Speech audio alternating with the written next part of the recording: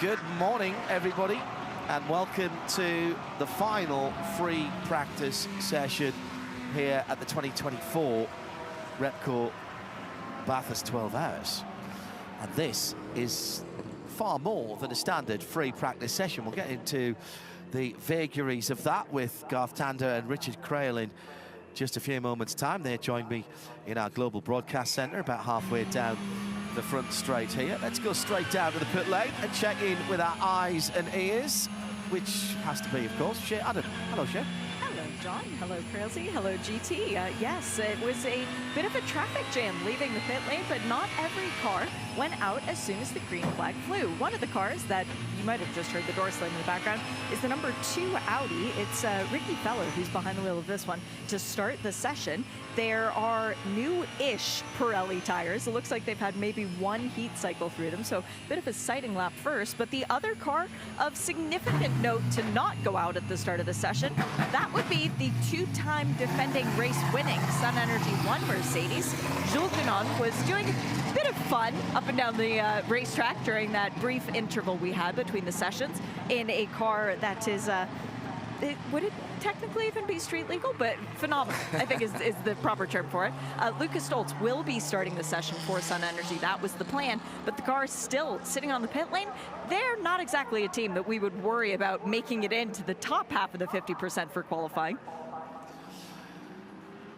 And that is the key point that Shea has brought up right at the top of the show there, Garth. This is another circuit safari lap with the BMW XM sitting in behind it, the black and gold sort of Duracell battery coloured one. The XM, a phenomenal piece of equipment. Only the second ever car designed solely by BMW M. The first one, of course, being the awesome M1.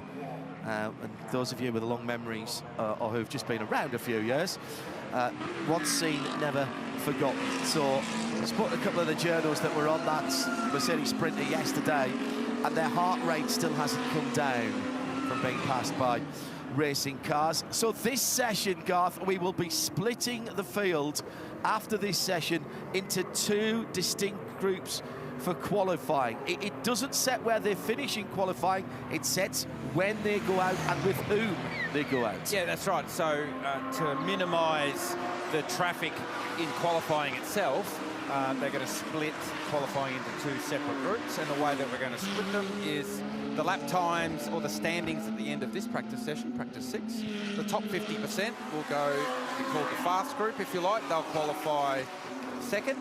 And then the slower 50% from this session will be the first cars out at 12:40 local time here at Bathurst. So that's done so that there's not so many cars on track, because we are seeing that there is a fair bit of traffic pollution for lap times. And given they're only 30-minute sessions, you can't afford to give up a run, because really 30 minutes in qualifying will really only be 2 runs of 3 laps.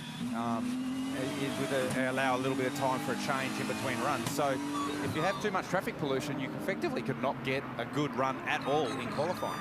How long was this session then? Because we're coming down to an hour now, so it was an hour and 5 minutes of the top. It was scheduled for 60 minutes, but look, Saying it's going to be 65. we like to under-promise and over-deliver here at the Repco. I've heard that about you, yeah. So a bonus 5 minutes for you on one of the great days of the year. Qualifying day at Bathurst is always great. It doesn't matter what race meeting it is, but when the GT3 cars are wound up to 11, they're fighting for something incredibly prestigious, sentimental, emotional, important in the Alan Simonson Pole Award, which has become a massive staple of this event as we go full course yellow. Now this will be a test for the full course yellow system, which is brand new. If you're not familiar, this year we are going to implement full course yellow. If you watch Formula One, it's virtual safety car. If you watch other forms of endurance racing, it's called Code 60. There are various iterations of it around the world. This is called full course yellow, which enables race control to slow the field to 80 kilometers an hour without needing to deploy the safety car. And that means that all of the cars retain their relative positions around the racetrack at 80 kilometers an hour. When the full course yellow boards and flags are deployed, they have 15 seconds to reduce their speed to 80 kilometres an hour. Can't overtake in that 15 seconds or subsequently. Same as per a full safety car. You need to maintain your position. The pits will remain open during the race under a full course yellow system. So as we look in Motorsport Australia Race Control, James Taylor, the race director of this race now for more than a decade, calling the shots, and this is a test for that system. And that's why we had the extra 5 minutes. Yeah. If I'd only waited and not opened my big mouth, I would have worked that one out myself. A minute away from just amazing. Correct. I know. How many times has that been said to me down through the years in a variety of different situations? And I think that's why the 75 car probably didn't roll at the start of the session. Yeah. I was like, well, we've done this before. We don't really need to be part of all this. The key thing, think back to when you were younger and on your slot cars, on your Scale X-Trick, and we used to have a rule: if somebody went off, you stopped, and then you allowed somebody to run across the other side of the room, put the Scale X on, and then you went 5, 4, 3, 2, 1, go again. So it's the same sort of thing. You are freezing the field in relative terms. Obviously, the time gaps between cars will look longer. They'll look like they've gone out because they're traveling slower. But actually, it should stay exactly the same. The advantage is you, generally speaking, from a safety point of view, you neutralise the track quicker. You don't have to wait for a leader to come past start-finish line. You don't have to pack people up behind a safety car. So you neutralise the field quicker, and on the other side of it, coming out of it, you get back to green flag quicker because you can camp down to green when the leader is halfway up Mountain Straight. Again, you don't have to get everybody back and you don't have to do the wave arounds, the pass-bys and all that. And crucially in the race, the pit lane will stay open throughout the full course yellow. To that point, though, it doesn't remove the use of a safety car, and race control, the process will be full course yellow, and then the race control can deem to bring the safety car out. It, yeah. Unless it's a significant impact or a large accident that they go straight away, right, we're going straight to safety car. So they can bypass it, but it is a way for, let's say, someone gets bunkered like the McLaren we saw at Turn 1 this morning. They will go full course yellow rather than deploying a full safety car. But we will still have safety cars in this race. It is the very much nature of this place, and full course yellows, like a safety car, can giveth and taketh away as well, because if you go back to green flag running at the dipper relative to being halfway down Conrod Straight where you can nail the throttle and go absolutely flat out, then there's going to be some pros and cons with all of that as well. Before we go back green, let's take a little report from the pit lane. Shay Adam is seeing some pit callers. It was perfect timing because you guys mentioned the car that got stuck in the sand trap, the bunker, earlier. That car has now vacated the pit lane. It is the number 25 Method Motorsport McLaren Artura GT4 in the hands of young Marcus Flack, who has taken it out. A little bit of gravel still left in the garage, but the crew is doing an admirable job to sweep up the last little vestiges of it. And it will be Marcus shaking the car down, making sure that everything's still pointed in the right direction. But as I mentioned in the previous session, not a scratch on that beautiful McLaren livery, and it looks just as good as it did when it started practice 1 yesterday. Shay Adam down in the pit lane as we are about to go green inside race control. Motorsport Australia getting ready 5 seconds, to do 4 their seconds, 3 seconds, run, 2 seconds, counting down 1 to the second, green, full and course this yellow is our global broadcast centre. It's like David Stewart, whose deputy race director, was counting down to us. Yeah, He was. exactly right. He was. Proud of that. Counting down to taking a shot of Richard Crail. That's what that was. It wasn't the fact that the The field was legend, going green. I think contractually we've got to say the legend The that is. legend. The legend that is. Correct. Far more interested in the 5-time great race winner sitting to my Legend that is Richard Fine. Crail. Oh, we're green again. Yes, we are. Importantly. Everybody So, getting back up to pace. when When you the- see this in the race, that's exactly how it'll happen, by the way. Yeah, We'll but we get won't there. take a shot at the commentary box. No, I think every time. Every we come time we go green, you got to go through the commentary box. Yeah. Well, you'll just see me punching the air because we're going back to racing at Mount Panorama. Yeah, so the moment the full course yellow is withdrawn, the countdown will come from Motorsport Australia Race Control over Race Management Channel, which is a channel that every team must monitor. It is in the regulations, and that will be then repeated to the drivers, and then they will go back to flat-out racing. It's been suggested to me that the addition of the FCY board stood for full Krilsey yellow, because it's hashtag blame Krilsey. Yeah, look, you say that there hasn't been a safety car for a long time, and then a safety car comes out just once, and you get tagged with a hashtag. Shea, Adam, we're back to green. What's going on in the pit lane? Just seeing cars that are doing brake change practice. This is the number 13 machine, the Porsche, that is being run by, well, Timo Bernhardt's team. In effect, it is a Porsche Asia effort for the car, but it's not only the pads that they're changing, guys, it's the rotors too, and not just the fronts, all four. How likely do we think we are to see that in the race? Well, what they're doing is they're matching a set of pads to the rotors, aren't they? I'd say they just kissed in their quali brakes. Yeah. And they've taken them back off again, not to put miles on ahead of qualifying. So just kiss them in exactly like that. Make sure they feel right, no vibrations. They're generally always pre-bedded before you come to the circuit. But it's always nice to put a heat cycle on them before you put them in for quali, just to make sure they're okay. So they would have done, you know, that full course yellow would have been perfect for them for a bit of brake bedding. Come in, whip them off, and they're good for quali. Put your practice brakes back on for the remaining 50-odd minutes of this session. But not a bad idea to practice that, just in case. You wouldn't expect that anyone would be doing brake changes, given these cars are built to do 24 hours. But you never know when things go sideways. The quicker you can get it changed, you can potentially stay on the lead lap if it's a safety car and get it done then. Just had a couple of social interactions coming in at RSL_studio. Use the hashtag B12HR, B12HR, about this top 50%, bottom 50%. It's half of the field, 15 cars and 15 cars. So it's not the amount of cars that are going to be out there, it's the pace of the cars that are going to be out there. You would expect, unless something goes horribly wrong, and we all get surprised, that the top 15 would be GT3 and probably GT3 cars that have a good pro in them who are going to be battling. The bottom 15 will still have some GT3 cars in it, Garth, but it's going to have other cars that make their lap time in a significantly different way. And should you find yourself in the bottom 50% and you do manage a lap time that's good enough to get yourself into the top 10 for the pole shuffle later today, you're still in the game. It's only to split the cars for qualifying. The lap times will still be combined at the close of those two sessions. And like I say, if you have a drama in practice 6 and you find yourself in the bottom 50%, you're still fast enough to get yourself into the shootout at the end of the day. You'll be there. So it's only splitting it up, really just for traffic purposes. In the same way, beyond that, looking forward to the Pirelli shootout later on this afternoon, the battle for the Alan Simonson Pole Award. That's split into top and bottom 50%. You could go out in that first group and still do a 1:59.8. You're probably going to be on pole position. So you do a 59.8, you can put it in the garage and you've got to have pole. Absolutely.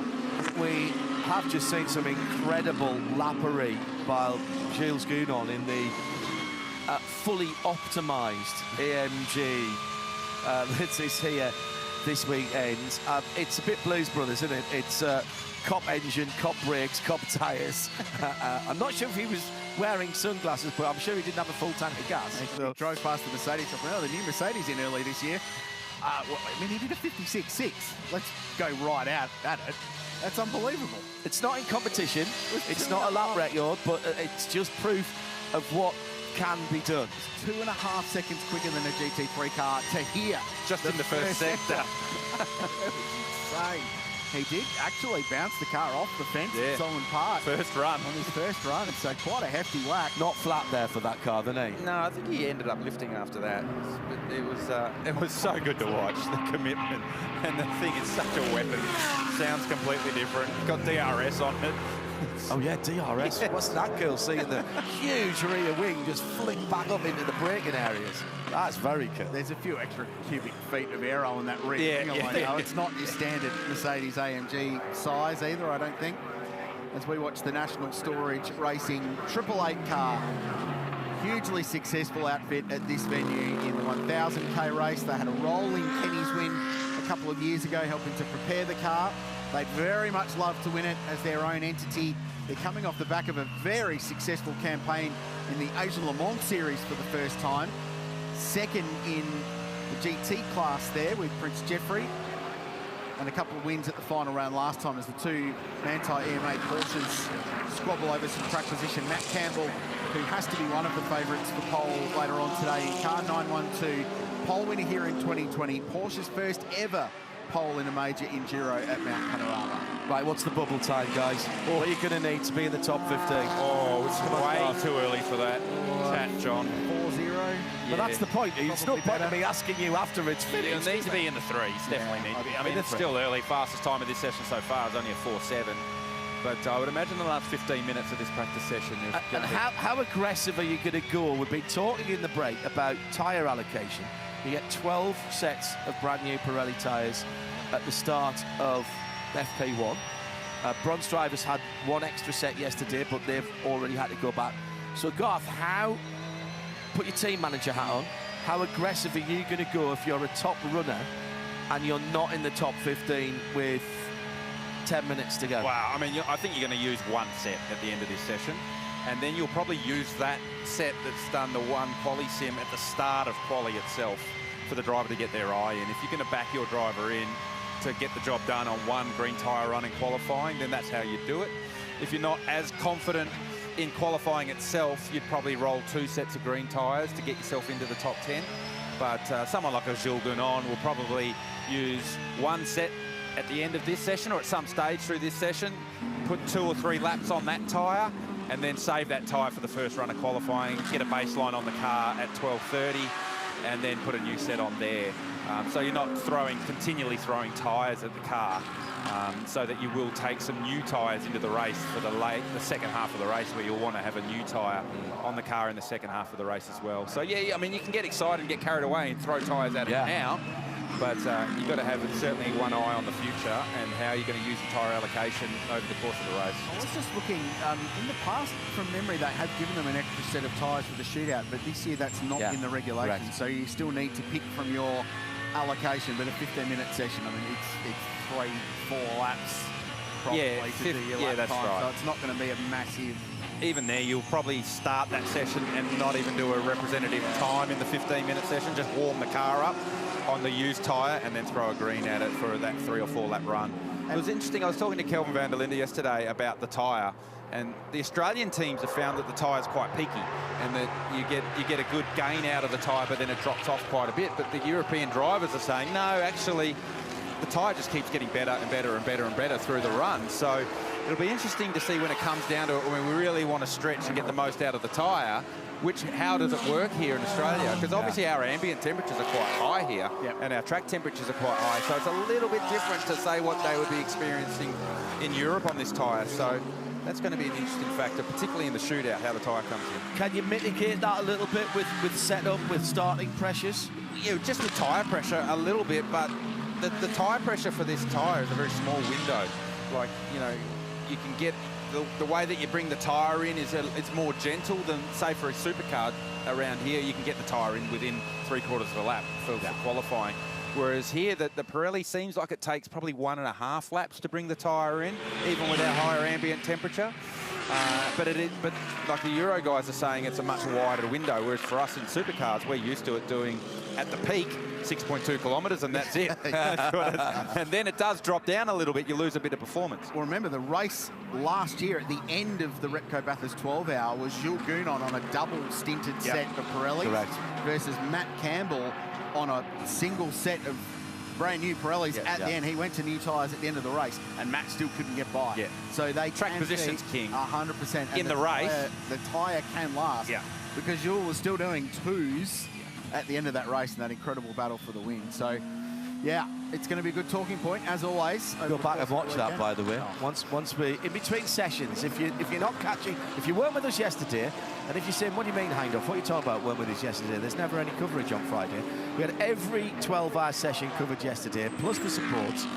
You can go back and watch it again, and there's a lot of good stuff on there. And go back and have a look at last year. Remind yourself of what's going on. Broadly speaking, with the addition of the Porsche 992, of which we have a couple here this week, the BOP and the cars are broadly similar, so you'll give yourself an idea. So plenty of content to keep your mind on Bathurst, even when we don't have cars on the track. If you're away from, and you're not trackside at the moment, there's all kinds of displays going on, of course, here at the circuit. At 44 minutes still to go in this crucial 6th and final free practice session. Let's head down to the pit lane. Adam? It's a crucial session, and there's a car that is crucially not out on the track. This would be the number 702. It's the one that Paul Tracy is currently behind the wheel of, and he is behind the wheel despite the fact that it is up not only on the jacks, on the high jacks. They have a battery plugged into the car and the computer, which is never a good thing. There are cables that they have attached to the car as well, indicating that it might be some kind of a battery issue, but ooh, now the floor is going to come off, and 3 mechanics have just scrambled underneath. Could be an alternator issue. Interesting though, Paul Tracy not getting out of the car, and he's not exactly a guy who enjoys sitting in a hot race car if he doesn't have to. So hopefully they can get this car turned around pretty quickly, and we can see the black and yellow beast out on the track before the qualifying session is done. Thanks, Shay. That car will be a contender in the feisty little invitational class as the 31-year-old Canadian from Quebec, Mickey Grenier, goes quickest at a 2:04.21 for National Storage Racing. So good lap. Starting to see some more representative lap times. Joel Eriksson, the Swede for Phantom Global Racing in the Porsche, went second at a 2:04.5 on his first visit to Mount Panorama. 9:11 and 9:12, the two Manthey EMA Porsches were next, but that's just changed because Matt Campbell's just punched out a 4:1 to go quickest overall in Grello. That's the green and yellow car on the screen. Runner-up last year. This is the brand new 992 generation Porsche we've been talking about. So good luck from Matt to go quickest. Still not those peak numbers we've been looking at, but the field is condensing top to bottom. And right now, 15th is Daniel Cadella, the Caltex Grupa M Racing Mercedes AMG on the outside looking in for that top and bottom 50% split Gilgunon, but lots of lap time to come, and he's just completed his first lap.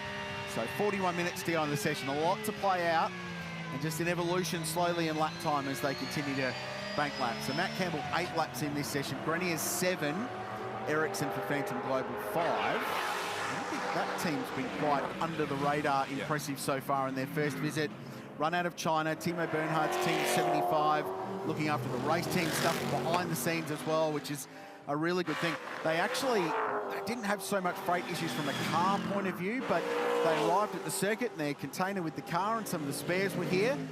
None of the pit lane garage infrastructure at all. So tools, other spare bits, pit walling, the lighting, everything that goes into it. So they were sitting around for a lot of Thursday waiting for that to arrive. They unfortunately missed track to town as a result, but they got it all together and they're all set up and going along nicely.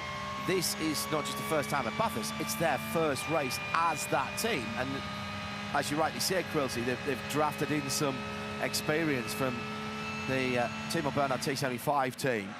And I mean, what a place to make your debut. Very high hopes for that team from Porsche Motorsport Asia Pacific, and you can tell that by the drivers that have been attached to it. Yes.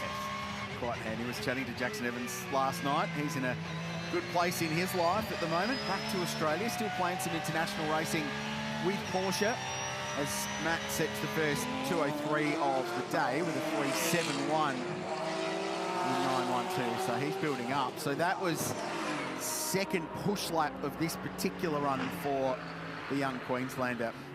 Mum Ange and Aunt TC, who have been with his career since day one, both here this weekend.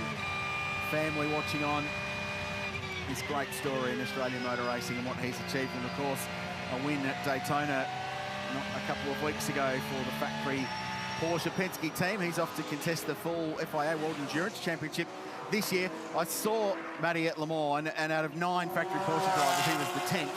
So he was on garage tour duty, so he got the job of showing me around a very impressive setup, but he'll be on the grid there in June this year. Released by the factory program. They're testing at Sebring at the moment, I think. Yeah. So they had to go, yeah, okay, we know how important Bathurst is to Porsche and the brand. We're going to let you go, and you tend to make a little bit of difference there, so we'll release you for the weekend. But he'll be on track next weekend at Lusail at Qatar for the pre-season testing for the WEC. It's called the Prologue, and that's the weekend before the opening 1,812 kilometres of Qatar. Well, I guess that it should have been the Overture rather than the Prologue this year. We missed a musical reference there, didn't we, the WEC? 1812, by the way, because I know people are going to ask. It's capped at 10 hours. 1812, 18th of December is Qatar's National Day. I wondered, because it's strange. Yes, it is, yeah. 112 kilometres. I knew there'd be something. Or a Tchaikovsky fan. Who knew? Who Here's knew? a lap. 3-time 12-hour winner, Jules Gounon, and it puts him top on 2:03.66. I think that was lap 3. Matt Campbell did his on lap 9. This is not a hot session, guys, so there's no refueling through this session. So GT3 cars are really heavily affected by the weight and the fuel that you carry. So given that there's this top and bottom 50% aspect to practice 6, the cars are going to continually get faster, and that's why the last 10 minutes of this session will be the fastest, because the cars will be at their lightest, because you can't run the car light and keep topping up through the session. Correct. So I think that's also why the 75 car didn't roll at the start of the session, because they didn't want to have that much fuel in the car. Yeah. So, I mean, you know, they've given up 7-8 laps effectively at the start of this session. But the car's already lighter. Whoa, this is at the top of the mountain. So the local search, Exeter Reed Park into McPhillamy, and big damage to the right rear. That was the car that was moving slowly earlier on. Yeah. This is going to bring out not a full course yellow, but a red flag. Red. And you don't have small accidents up there. Oh, yeah. Witness marks on the road. See, he's How many wide. times have we seen that? Wide or wide. So Exeter the Great through Reed Park. You can see the skid marks. It's Adam Hargraves behind the wheel. A really experienced guy who's been here plenty of times in this race and others. So that's been quite a big impact on the run up towards McPhillamy Park. So narrow, so fast. And you get 2 wheels offline there and you become a passenger very rapidly. Massive crowd up there on driver's right. The easy ups that they put up for shade protection have been there since Monday. Yeah. People were coming in and mark their turf. Yeah. Wow, and quite a lot of damage. The clock's still running, by the way. Please note that. So however long this takes, and this will not be the work of a moment, the back end of that lovely chrome blue number 20 IRC car has been deranged significantly. Right rear suspension damage and potentially transaxle damage as well underneath there. But that has taken a big hit. And even just removing that car actually is going to be difficult, because that's not a flat toe. That's going to be a lift. That's a rollback. At the very least, our medical car and intervention car already on the scene. Thankfully had absolutely nothing to do all day yesterday. Spoke with some of the teams yesterday that work on our medical and intervention vehicle down at the Shakedown meetup down at the Oxford last night, and they were saying they'd had a very easy day yesterday, basically parked up and did nothing, and that's obviously what we want them to do. Yeah. It was a weird day yesterday. We all walked away scratching our heads going, I'm not sure what we really learned about the form guide and performance of the cars. Everyone in pit lane as well was blaming everybody else for sandbagging. There was a lot of going, oh no, they're running full tanks. They're not trying for a lap time today. I know that. No, we were pushing on. That's great to see Adam out of the car.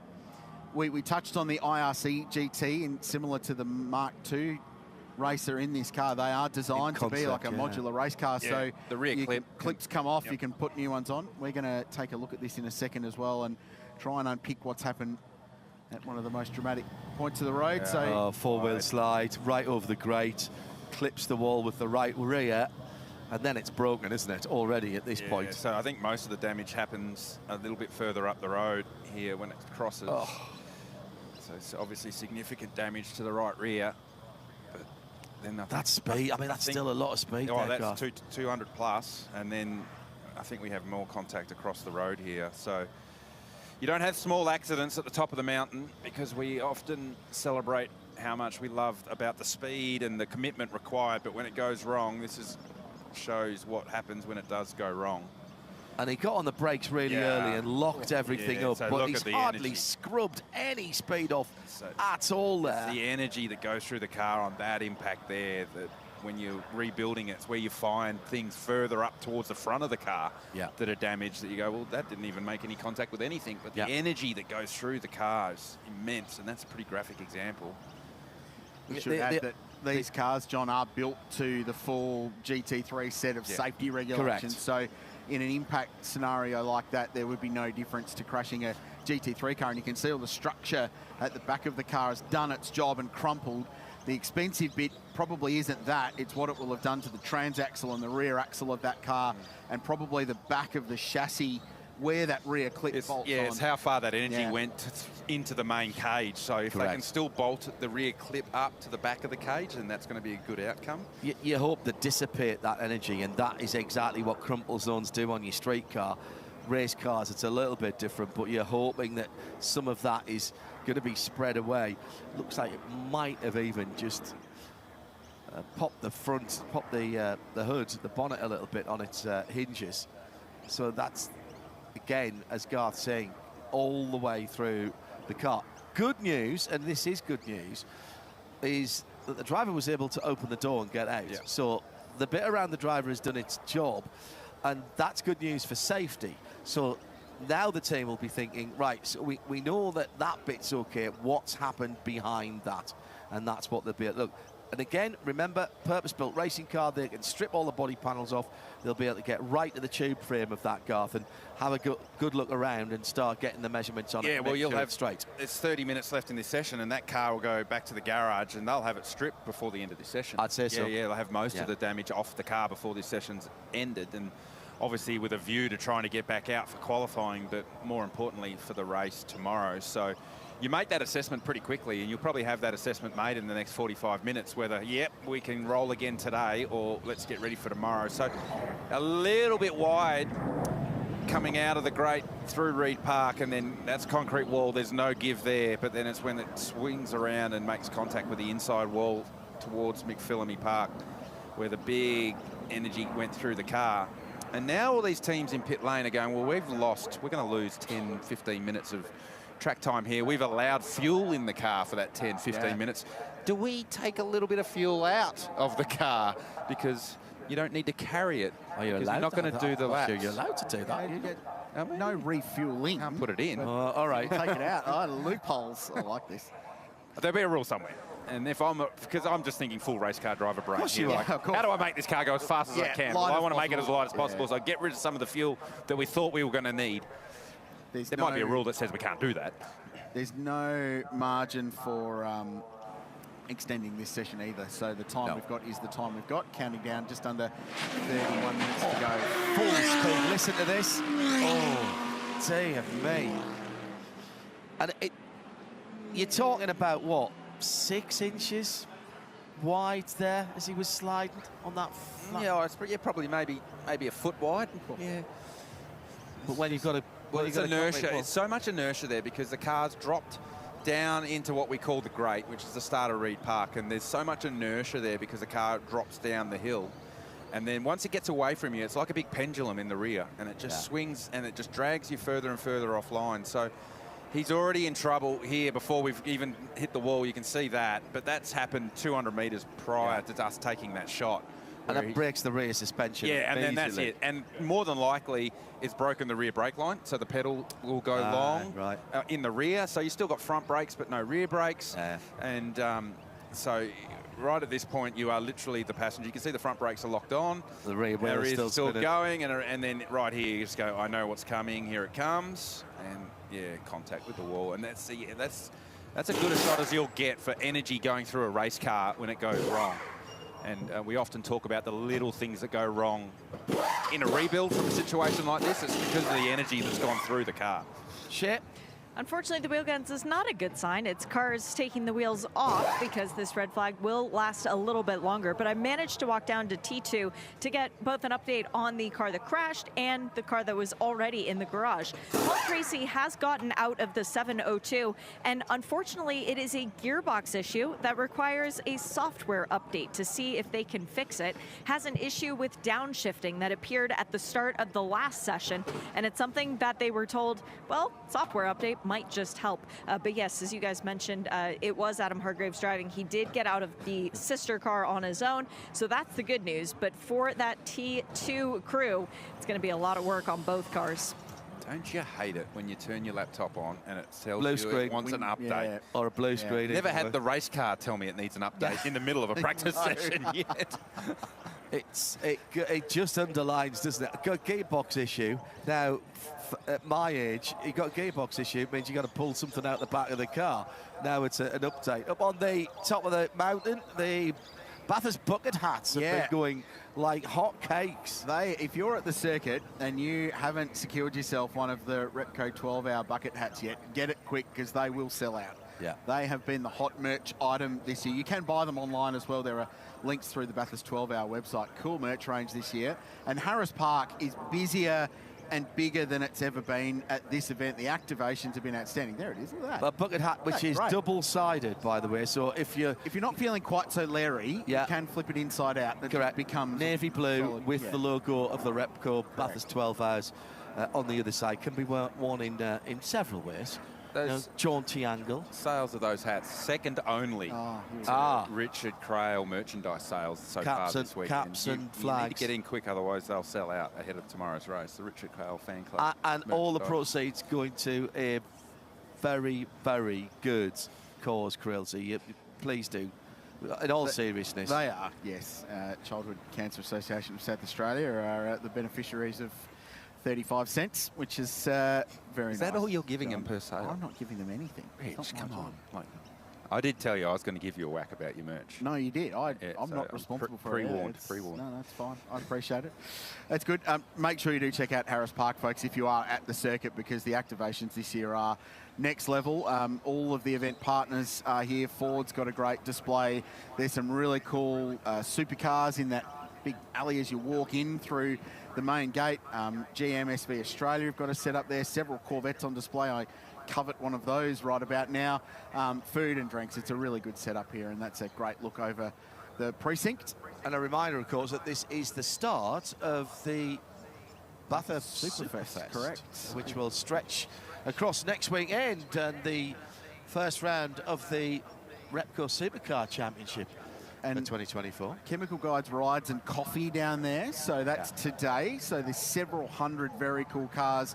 Cars and coffee's an awesome cultural thing that's going on at the moment. So great to have them there. And our best friends tomorrow at 5:45 a.m. right next to it, the Golden Arches with McCafe there. And Macca's, as you call it. Well, they call themselves that over here. They do. Yeah. They will be our coffee provider in the morning, so I'm looking forward to that. Official coffee supplier of the commentary team. Yeah, correct, absolutely, and everybody intravenously, I think, as well. on the hour every hour.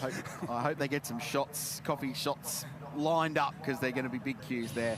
We're 30 seconds away from resumption of activities in this all-important practice 6 at the Repco Bathurst 12-hour. A reminder: the top 15 from this session progress into the top 50% qualifying session that will be coming your way just after 12:40 this afternoon. Race controlled pedestrian in 5, 4, 3, 2, 1. Open pit exit, please. James Taylor with a career in late night radio when he retires from race directing. Late night love songs and dedications with JT. Correct. And the cars are released past the Boycell Watch at the end of pit lane, and they'll fire up Mountain Straight. 25 minutes to go. Time to beat at the moment 2:03.6. Time to get into the top 15, 2:05.9. You can bet that will be significantly quicker by the end of this session. So let's reset what we think the bubble is now then, because you've lost time. Lost time in burning off fuel. Lost time in how your run plan was going. So where do we think now, Garth? What do we think? Yeah, I thought initially you'd need to do a 3 to be inside the top 15, and that's 1.5 seconds away from where they are now, or near on 2 seconds away from where they are now for 15th. So maybe like a low 4. Depends how much the sun and the UV's taking effect on the racetrack. 10:40 local time, so. Equivalent session last year, the pace was car 75 at a 2.4 and 15th, and this year's field much stronger, remember, it was a 3.9. Yeah, but you need to also different rule set, so you didn't have that same level of intensity to get yourself into that top 50. It was an aggregate. Yeah, that's right. So it's a different, when you compare year on year for those sorts of things, you have to take into consideration the regs. So that's still a good benchmark to understand. So maybe it will be a 3 required. Krilsey, very quickly before we get back at the action, the Krilsey fan club merch, where can people get it? Because they want to donate money. Search for Shakedown and you will find it. The Shakedown group online. Yeah. Search for Shakedown. Jamie McEwen was asking that. Thank you, Jamie, for supporting it. They raised about $1,500 for Shakedown and stuff. Yeah, it was brilliant. Shakedowns did it. Yeah, Brad and the rest of the guys, always good stuff. Great, also great source of information about getting to being at this event. I know a lot of the RSL Collective members are talking about a global meetup here next year. In all seriousness, Darren Curry and Grant Donaldson from the 111 MRA Mark Carr's team donated a pair of Paddock Club tickets, which that's cool. As hard as hen's teeth, and they auctioned them off and made $1,500 for it, which is an outstanding job. So well done to those guys. It's a great cause. On board with Kelvin van der Linde, big entry oversteer into turn 1. Just the air vent leaving the corner. I don't think that's going to make any difference to the car balance, but van der Linde in the car 22, and I'd expect he's going to be the man that qualifies this car. So a bit of an indication that the team's now starting to trend towards lap speed and making sure they find themselves inside that top 15 ahead of qualifying at 12:30 or 12:40 local time today. But it's not going to happen on this lap for van der Linde with that massive over-rotation. Killed the run up Mountain Straight.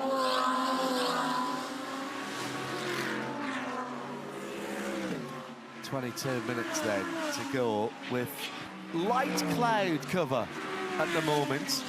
Temperature's been rising rather nicely since sunrise this morning. There was a little bit of, tried really hard to rain overnight, and what we got was a bit of low-lying fog this morning, very reminiscent of the early hours going into Sebring on the Le Mans, which was absolutely perfect. And now we've just got a little bit of, just a bit of cover, which will be great for the track temperature, Garth. Just making that hover around about the right area. Yeah, that's right. But it's very light cloud cover, so you actually see quite a bit of UV down here on pit straight. And UV is the enemy of lap time, especially here at Bathurst. So if you can find, we used to call them quali clouds. If you can find a little cloud that comes over the track, you'd find 2 or 3 tenths instantly just with the UV going away.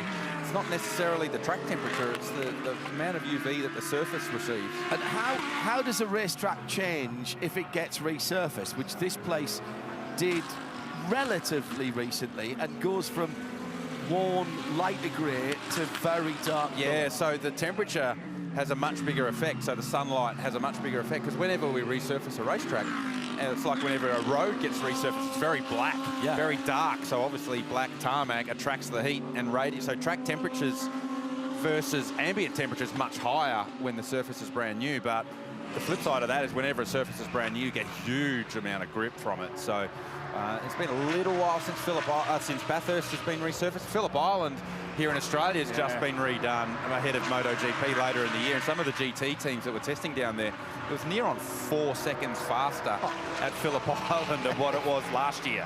Everyone will be lining up to go and get a Phillip Island. I'm sorry, there's something wrong with my headset. I thought you said 4 seconds. Yeah, it was mega fast. Well, some of the next weekend is going to be worth watching then, isn't it? In an 85-second lap at that place. Yeah, so as percentage per lap time, it was a fair increase. Everyone's going to look like a hero for the next 12 months at the island. So Gilles Gounon is behind the wheel of car 75 and has clear racetrack in front of him. In fact, the next car in front is the number 230 Method Motorsport McLaren, just coming down into the final corner. So Jules needs to make the most of this. This lap and the next one, Yeah, I reckon. they're it. Doing on. Kelvin van der Linde has cleared all of the traffic that was in front of him. So he's got equivalent cars now in terms of lap speed in front of him. So he should be good to go. And in fact, he's just set the quickest middle sector of the session back in 8th position in car number 22. So this is going to be our first real representative look at a lap time now since we've gone back to green flag running. Gounon's lap still not utterly spectacular. Building up to it, it was a 4.2. Imagine going back 10 years and saying a 4.2 is not particularly spectacular. Yeah. And people would look at you like you're completely mad. What's wrong with you, Richard Trail? It's interesting just to watch the difference in lap times in the sectors. So the fastest first sector is Gounon with a 50.6. Van der Linde's just done a personal best first sector, but it's a 51.0, so 4 tenths. Van der Linde to third with a 204.0. So we often talk a lot about how the different cars make their lap times in different ways. And the AMG Mercedes with that big torquey engine for the pull up here, up Mountain Straight. Some of the real weak aspects of the Audi has been the punch off turn 1 and the punch out of the cutting, which are both in the first sector. So where it does make its lap time is across the top of the mountain. Van der Linde was purple on that previous lap in the first sector, 31.7. So the Merc has traditionally always been the best car in Sector 1. Yeah. It's got all that bottom end grunt. It's torque. Yeah. It's all about torque, getting up in the first sector, getting up the hill. And you can just see, I mean, the TV's not doing it justice, but we know how ridiculously steep it is to about here. And then it's all downhill sailing. So he found a little bit there, Van der Linde. Max Martin goes up into third in the 46 BMW. That car had to sit out 10 minutes for a red flag overtaking. Are we okay? Misadventure. We're all okay. Somebody had gone up. I think it's the KTM that's in front of Van der Linde. Certainly got a lot of orange on the car. No, it's not. I think it's Philippe Fraga. He's the next car on the road in the Group M AMG. Yeah. Dropped off the right-hand side. Pirelli's into the dirt. Didn't bunker it. 3 people in the commentary box just hiding behind the table. That was a really good example of how you lose all your vision when something like that happens. So Van der Linde, we were sitting next to him, and you cannot see through the dust at all. So you could hear straight away he rolled out of it. This is a good lap to keep an eye on. Cam Waters got my attention in the first sector. Bang, to the top. 3.5. So he beat Van der Linde in the middle sector in a Merc. And he had clear track. He was the next car back with it. Had a big gap. He had the whole of Conrad between him and the next car. Have a go at the timing screen. For those of you that got a timing screen, it's all coloured. Yes. Maxime Martin's on a mega first sector. This will be interesting to see what this is like off the corner. No, it went away in the middle sector. They weren't very happy with 222, the STM car yesterday, Garth, at all. The early sessions were really hard work for them, and they were floating around the sixes and couldn't get much more out of it. So they made quite a few big changes to that car later in the day yesterday, which with the changing conditions probably weren't reflected in lap time, but they felt like the car was better. They were a bit frustrated they couldn't run in practice 4 because it was a bronze only session and they're an all-pro car. They thought they were better off.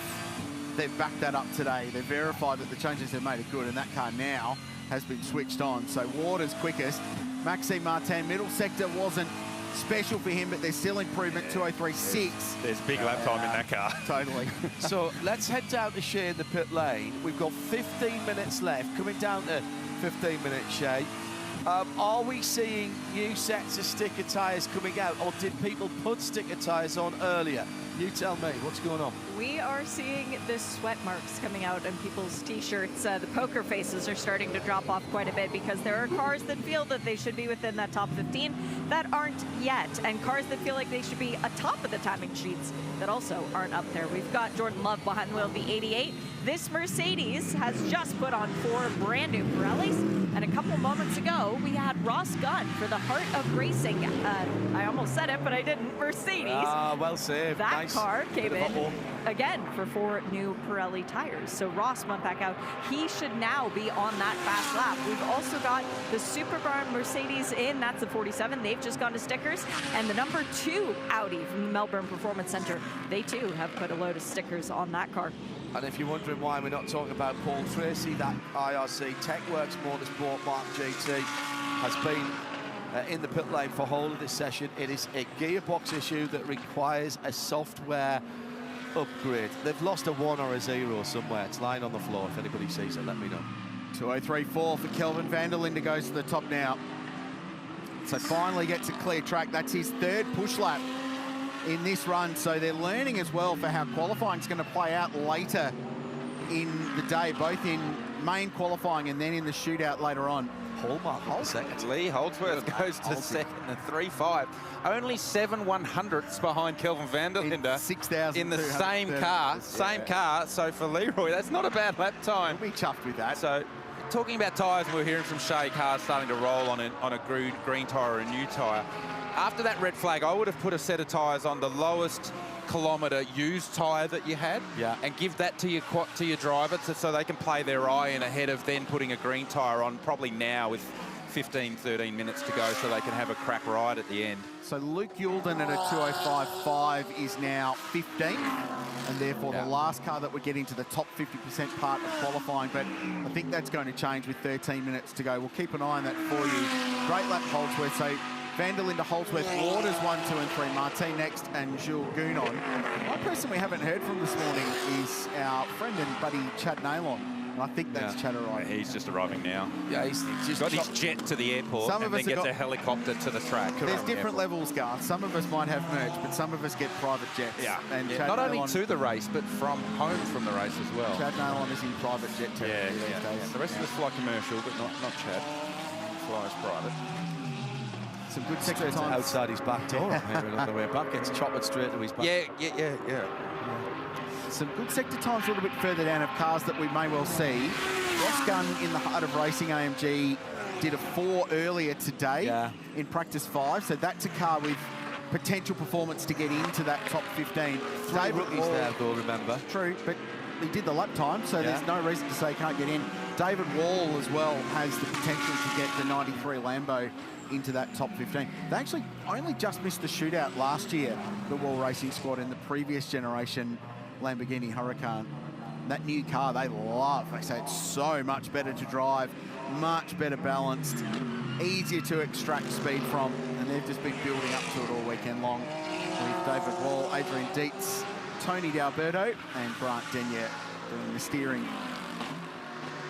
Luke Youlden, Bathurst 1000 champ behind the wheel of car 44 for Valmont Racing. They're now the car that is 15th position. Youlden looking just to get himself a little bit further up the order. Yeah, I think you'd want to lay one down in personal best first sector. So Youlden on a lap here for this car just to buy a bit of safety. Another car that's certainly not in the 15 at the moment is Ricardo Feller, in the number 2 Audi out of MPC. So you'd expect that that car will be someone that wanting to get themselves inside the top 50. Challenging build-up for that team. They lost a lot of time yesterday with a sensor issue in the KFC Audi. They had to do a gearbox change overnight on that car as well. So it hasn't been smooth sailing for the car that counts Bathurst's favourite son, Brad Schumacher, among its driver lineup. And Marcus Winkelhock as well. Although Winkelhock was very quick earlier today, as you'd expect. The guy's been here 9 times, so he knows his way around Mount Panorama. This lap's gone away from Youlden, got caught up behind the AMG GT4 Mercedes, so he'll need to reset and have another go. Just under 11 minutes left in this session. Feller on a personal best middle sector and a personal best cumulative to the end. Oh, there he is, so he's going to get the same car. So rinse and repeat for both these Audis on this lap. So he goes to the outside, which will allow him to start this next lap. Which was a smart move, but a bit of traffic pollution in there, 5.8, so no improvement. And Paul Tracy is out of the pits, is he? No, still there. Sorry. I thought I saw something counting up there. I think they're parked up for the I rest think of it, you're right. Going anywhere. Feller, probably the car worth following in car 2. We'll keep you up to speed with him because he's the big name, the big entry that isn't in that 15 yet. And he has got decent clear racetrack in front of him. He's following Luke Youlden. So, yeah, I mean, Luke Youlden, Ricardo Feller, Tony D'Alberto. So 2 Audis and the Lamborghini would be the 3 that are playing for that spot. The best thing is, for us, not necessarily for them. One of them's going to miss out.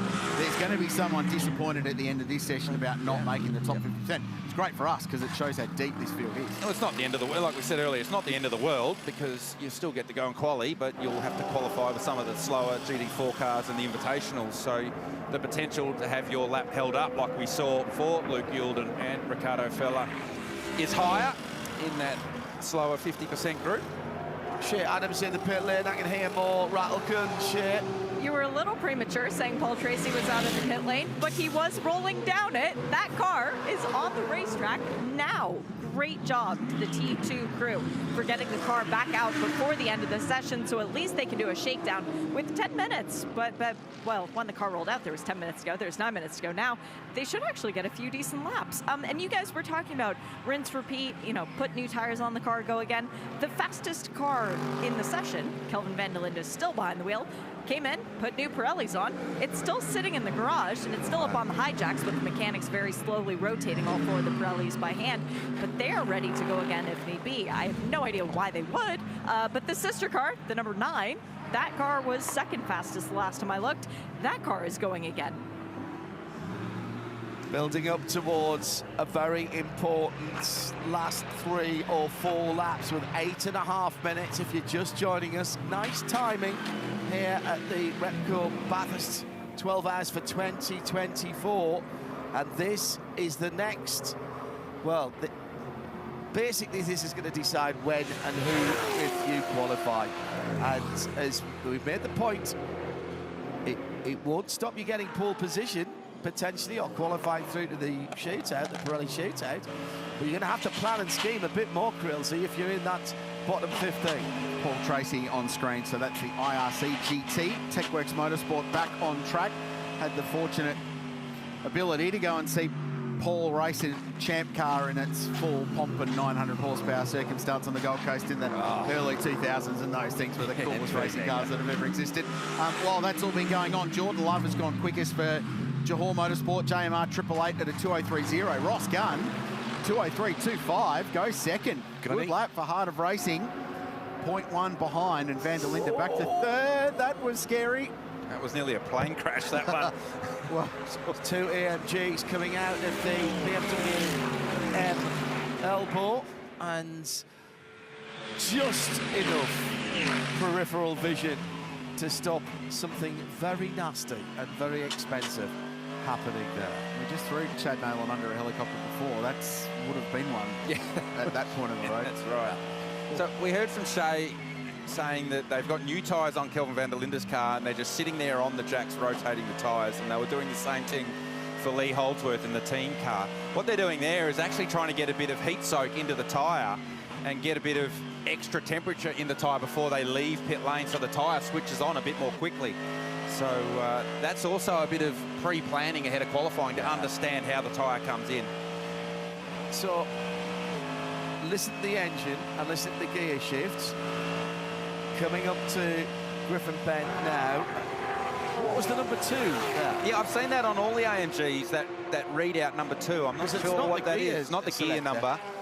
So whether it's an ABS number or a traction control number, which traditionally would have on the dash rather than a bigger readout like that, I'm not so sure. That lap important too. Maro Engel, only 15th at this point. Reigning pole sitter. And it's curious, I mean, the intensity level is going to go up now, which when the intensity level goes up, the potential for red flags comes up. Yeah. So if you find yourself close to the bubble and the red flag comes out with 5 minutes to go, you won't get a crack. It's a corresponding curve, isn't it? As the intensity comes up, so does the risk. So what's interesting is the ultimate lap time. Warning car 88 for pit lane speed. The ultimate lap time is a 2:02.4. We're half a second away from that at the moment with Jordan Love, which is exactly where you thought we might be for the bubble. So this session has not picked up the pace we expected it to. Well, no, it hasn't. And Engel's on a lap here, which personal best first sector, personal best second sector, but he's half a second away in the first sector and 7/10 away in the middle sector. So whilst this car's going the fastest it's gone so far in this session, it's not going as fast as we would expect it to go. But in 5 minutes, the time to get into that top 50%'s gone from a 5.5 to a 4-3. Yeah, I told you it would come in. It would certainly come in. So Engel's going to do a lap here that will move him up, but it's not going to move him to the top or anywhere near the top. So comes to 12th, which I wouldn't say that's super safe when you've got Brock Feeney behind you, Ricardo Fella behind you, Picarello behind you. Tony D'Alberto can do a lap around here. So we saw the heroics that Brock Feeney did in this car last year. Oh, yeah. I saw Nick Percat's name there, and I was going to go, well, he could do it, but he's done a 6. He's not allowed to. Which is 0.3 of a second off the maximum that time car's allowed to do. Let's quickly check in with Shea as we move into the last 4 minutes. Seeing a lot of cars that have already pitted and parked up, including the fastest car with Jordan Love, and that has now just changed because his sister car has pipped him for the fastest time with Brock Feeney. They're getting ready to take that car in too. Ross Gunn already in the garage and Kelvin van der Linde still in the garage. Jules Gounon came in a long time ago in the Sun Energy One Mercedes and has not indicated to go back out. One of the BMWs was out on the track for quite some time. I think that's the 46 that's still out there, but it was Valentino Rossi that they put back aboard. So Maxime Martin, having done the lap time, the sister car has been in for a little while. That's the 32. Sheldon van der Linde was the one who qualified that. Another great lap from Brock Feeney in a GT3 car at Mount Panorama. Lost pole by a 10th last year. Would have been a hero had it not been for that incredible lap from Maro Engel, continuing to prove how diverse and skilled a driver he is. So the first two of the day with a 2.94, 10th quicker than Jordan Love. 888 cars, 1 and 2. Yep. Well, they certainly know how to make a car go fast around Bathurst, so yes, there's no surprise there. Got good drivers in the cars. Brock was super strong last year. And now all of a sudden it's the number 2 Audi and Ricardo Fella back on the bubble. Back on the bubble, exactly so. And he's got Picariello behind him, Alessio in that number 911. So the Manthey Ema car. For Fella, very similar sector times to what we saw from Maro Engel. So Engel's now been bumped to 13th. So there's real potential for Engel to be bumped here, depending on what this lap is from Ricardo Fella. This car certainly not showing the same sort of speed and performance that we are seeing from Kelvin van der Linde in the number 22 Audi. David Russell goes up to 16th position in the number 47, the silver class Superbarn Supermarkets Tagati Motorsport car. So Fella improves to 13th, still only a 4.0. Dropped the wheel on the exit of the final corner. Maybe cost him a little bit of time, maybe a 10th or so. He's going again, isn't he? He's not lifted off that, not yet. 13 cars covered by exactly 1 second. But you go down to David Russell, he's 1.5 off of 16th. So it's incredibly close. The closest we've seen as the field compacts as we race towards qualifying. Feeney pits the National Storage 888 car. Picarello goes to 5th. Engel to 15th. And Glenn Wood's on a really good lap. Dave Russell's on a very good lap. Tony D'Alberto's on a very good lap. So not in our wildest dreams did we think that Maro Engel was potentially going to be bumped out of the top 50. Huge story. He's got this lap to do it. He's still top Engel's of Mount he's on a personal best first sector, is Engel as well. So Crazy was spot on about the 991 Gen 2 car. Still got the pace, hasn't it? Picarello up to 5th there. it's a nice lap for Picarello. That's a good lap from Picarello. It shows how sharp these Euros are, that they come in having never seen the place go bang right onto the money. So good lap, 911 5th. This is Valentino Rossi, car number 46. This time, so they've done a 3.6. I think they're safe in this one. Cam Waters going round again in 222. Personal best cumulative lap over the first 2 sectors. So he's going quite well, and this is Maro Engel. This is important. He might get one more shot. In fact, he will, just if he needs it. This will need to be a good lap time from Maro. Personal best first, personal best second. And he goes to 12th at a 3.7. He's 0.8 away from the top spot. I'm uncomfortable there. You'd think you're safe, but here comes Fella, who's on his second, to the end of the second sector, was very similar to Engel. Stays off the dirt this time. He stays 15th, so there's some real nerves in that garage. He's got this lap with the checkered flag falls right now. Checkered flag, close pit exit. So Engel D-Russ is on a lap in 17th in car 47. He's just started. Final flyer for number 2. The And KTM at Forest Elbow. while all that was happening, Garth, as well, Cam Waters did go to the top with a 2:02.91. 25 hundredths quicker than Brock Feeney. So that STM car has been switched on overnight. He's genuinely very quick. Trent Harrison, the KTM's gone off very early in the piece. Red flag. So that's Incident, it. turn That's 18, it. driver's Well, right. the yellows would have been out at Forest Elbow, so you wouldn't have been able to improve your lap time. So Fella survives in 15th. Wow. Bastian Boos, Phantom Global, misses out 16th by 0.149 of a second. So he'll be in the bottom half of qualifying, bottom 50% and top 50% split for those sessions coming up a little bit later on this afternoon, 12:40 p.m. Australian Eastern Daylight Time. They'll be live on the screens of 7, Fox and Kayo in Australia and live stream around the world. It's going to be a pretty good session. And just a reminder, Garth touched on it, John touched on it, doesn't mean you're out of contention for the shootout. You can definitely get through.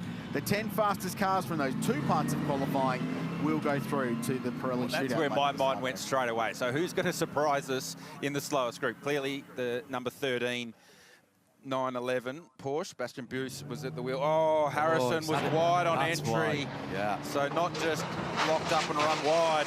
Big damage to the KTM. That now becomes a big job. That's to get that's not going to run in qualifying, I wouldn't imagine. I thought he was off in a strange place. I said it was early in the corner. The accident happened 80 metres further back up the hill, yeah. So just wide on the, we used to call it rock face because there never used to be a concrete wall there. It was literally you apex on a rock face.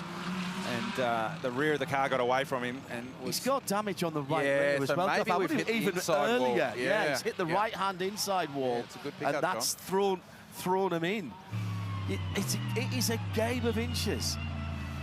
Well, let's just confirm then the results of free practice 6, but Crailsey, that top 10 all in to the top 50% plus the next 5, and that is job done for them. It's Cam Waters who did the job in the end by a tiny margin over Brock Feeney. Jamie Whincup did the time in car 88. Heart of Racing, that's an awesome performance. Ross Gunn did the time there with basically a 3-2 to get in. And how's the margin? So 14 cars covered by exactly 1 second. 15 by 1.03, and if you're Joel Eriksson and you're Bastian Boos and Jackson Evans, you missed the top 50% by 0.1 of a second just on the outside looking in.